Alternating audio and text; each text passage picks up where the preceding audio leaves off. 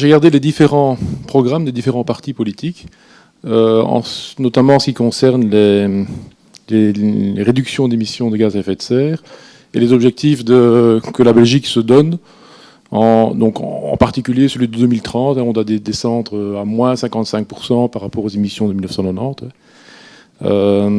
Alors, presque tous les partis adhèrent à cet objectif. Le MR, le PS, Défi, même BTB, je pense, et Écolo, évidemment.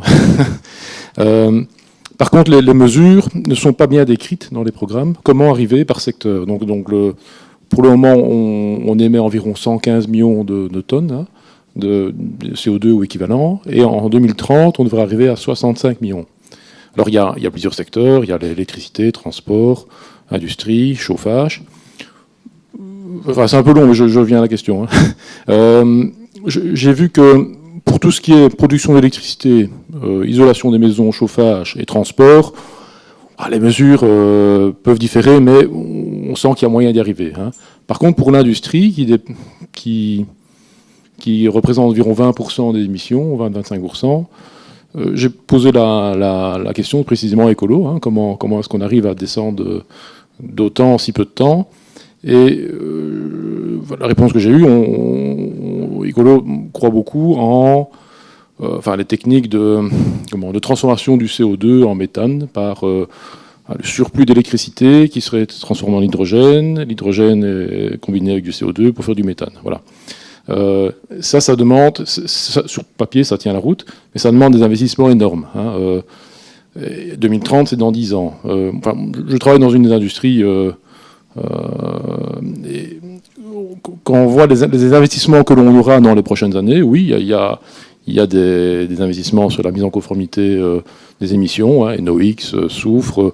Il y a des investissements aussi pour la diminution de la consommation d'énergie, plus par raison économique que vraiment par philanthropie, mais des investissements de ce montant-là, je ne crois pas qu'il y en ait. Donc dans les grosses industries, sidérurgie, cimenterie, chaux, chimie, je ne crois pas qu'il y a maintenant des plans. Or, pour dans 10 ans arriver à une telle réduction, c'est des projets énormes qui demandent des permis. Un permis, ça prend 2-3 ans. Des études, ça prend plusieurs années. Donc, pour y arriver, il faudrait, le lendemain des élections, contraindre quelque part ou trouver un moyen que ces investissements deviennent quasi indispensables pour ces industries-là. Et je me demande comment on peut le faire, soit par la loi, soit rendre toute autre alternative tellement plus chère qu'il n'y ait pas moyen de faire autrement, et par exemple, mais radicalement, et du jour au lendemain. Et comment éviter que ces industries ne délocalisent pas ou carrément ferment et qu'on importe alors ces produits d'endroits où la loi ne contraint pas. Alors, j'aimerais bien savoir vraiment la manière d'arriver rapidement à un changement impressionnant. Bien. Comment faire pour réduire si fort en 10 ans? On n'a pas toutes les recettes. Maintenant, ce qui est sûr, c'est que ce qu'on a fait jusque maintenant, c'est délocaliser nos émissions de CO2. Ça, c'est ce qu'on a fait essentiellement. Si on tient compte de la consommation importée, nos émissions de CO2, à part dans 4 ou 5 pays de l'Union européenne, elles ont augmenté.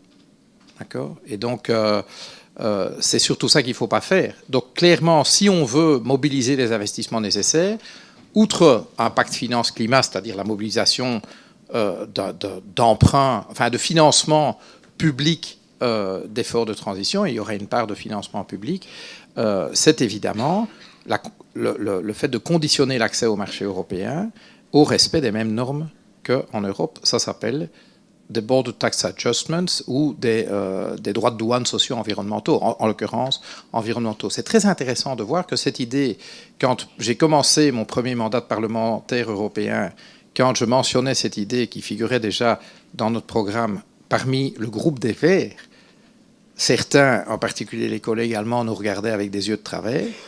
Aujourd'hui, ce n'est pas seulement le groupe Vert qui est convaincu de ça, c'est que cette idée se répand dans des groupes majoritaires ou autrefois majoritaires au Parlement européen. Donc je pense que la prise de conscience du fait que se donner des objectifs ambitieux, c'est-à-dire liés en fait à un prix du carbone élevé, parce qu'on ne va pas échapper à ça, sans imposer ce prix du carbone à l'entrée aux biens et aux services importés, c'est impossible. Enfin, tout ce qu'on va faire, c'est ce que vous dites. c'est de nouveau déplacer une autre partie de notre industrie en dehors de l'Union européenne, ce qui est complètement con, puisqu'en plus de ça, on paye le transport en plus, CO2 compris. Donc ça n'a pas de sens, ça n'a évidemment pas de sens. Mais on va devoir en passer par des mesures de ce type-là. Et donc sur le pacte finance-climat auquel vous vous référiez, je le connais d'autant mieux que je suis un des tout premiers signataires et ami personnel de Pierre Larouturou. Donc clairement, ce qui est dit là, ben oui, ce qu'il nous faut, c'est d'utiliser en fait les outils d'investissement public. Alors Belfius peut en être un, mais on pense en particulier à la Banque européenne d'investissement, qui est la plus grande banque de développement public du monde. D'accord ? Aujourd'hui, la BEI finance des projets, par exemple énergétiques, dont les 4/5 sont des projets fossiles et 1/5 des projets renouvelables. Rien n'oblige la BEI à travailler comme ça. Et l'extraordinaire concours de circonstances du fait que notre économie est apparemment atone, ce qui a fait que la Banque centrale européenne a injecté dans l'économie 1 000 milliards d'euros pendant 3 ans, 1 000 milliards chaque année, d'accord, 80 milliards par mois. Donc qui a été injecté dans l'économie au travers du secteur financier qui a éparpillé cet argent au travers de toute l'économie, ce qui résulte, quand vous avez de l'argent bon marché qui est sur la table, en général, il s'investit mal s'il n'est pas dirigé. Donc, ne cherchez pas ailleurs la raison des bulles sur les marchés d'actions, des bulles immobilières, des bulles sur ces fameux produits financiers qui avaient disparu après la crise financière et qui réapparaissent aujourd'hui, des produits dérivés ici principalement de dettes d'entreprises. Donc les entreprises se sont considérablement endettées alors que leurs profits n'ont jamais été aussi importants. Je parle des grandes entreprises mondialisées de nouveau. Ben, clairement, au lieu de faire de la création monétaire qui finance l'économie en général, ben, il faut cibler évidemment ces prêts vers la transition. Et là, la Banque européenne d'investissement est l'échelon qui manque, puisque la Banque centrale européenne ne peut pas prêter directement, quoi qu'elle le fasse, mais elle ne peut pas prêter directement à des projets. La BEI peut le faire et la Banque centrale européenne peut racheter les prêts de la BEI. C'est comme ça que ça s'est passé pour la création des 3 000 milliards, dont un certain nombre, une certaine quantité arrive à échéance maintenant. Et ce que nous disons, c'est que comme la BCE a décidé de renouveler ses prêts, ben, ils doivent être renouvelés dans le sens de la transition. On a raté le coche pendant les 3 premières années, ben, ne le ratons pas maintenant quand les prêts commencent à être remboursés et renouvelés. Faisons en sorte que les prêts renouvelés aillent à des activités comme par exemple les investissements industriels. Et moyennant évidemment un prix du carbone décent, ben ces investissements sont rentables évidemment.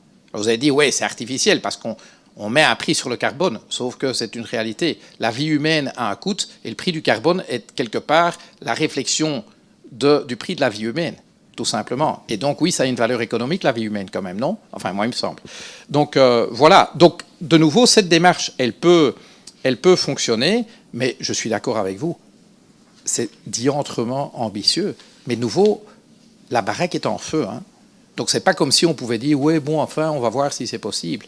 Et donc, moi, je dis la même chose sur le nucléaire. Il faut en sortir le plus vite possible. 2025, ok, si c'est 2026, si c'est 2027, soit peut-être que les moins 55%, ça ne sera pas 2030, peut-être que ça sera 2032, mais il faut arrêter de dire qu'on fera le gros de l'effort dans la décennie 2040-2050, hein, parce que c'est ce qu'on fait pour le moment. On dit on commence mollo, et puis on accélérera très fort les dernières années. Non, il faut pousser à fond sur le champignon maintenant, et on verra alors si on arrive. Par rapport aux champignons poussés, pas le nucléaire, l'autre, dont parlait Philippe, en fait, déjà, avant de réfléchir à quelle vitesse on va, il faut quand même se rendre compte qu'on avait l'occasion de prendre la bonne route il y a quelques mois. Ça s'appelait la loi climat, qui a été déposée par le groupe Ecologroen, et que même ça, de prendre la bonne direction, on ne l'a pas fait. Donc ce sera une des priorités, c'est déjà de fixer un cadre avec cette loi climat. Alors vous savez très bien que, et là le sujet de l'industrie tombe à pic, le VOCA proche de la NVA fera tout pour qu'on n'aille pas vers cette loi climat, notamment pour les questions industrielles, parce que cette loi climat, ça doit être un cadre, et un cadre contraignant, avec une commission de contrôle par rapport aux différents engagements. D'où l'idée aussi de pouvoir peser lourd dans quelques jours, quelques semaines, pour pouvoir être une alternative aussi à ces gens qui restent dans un ancien modèle.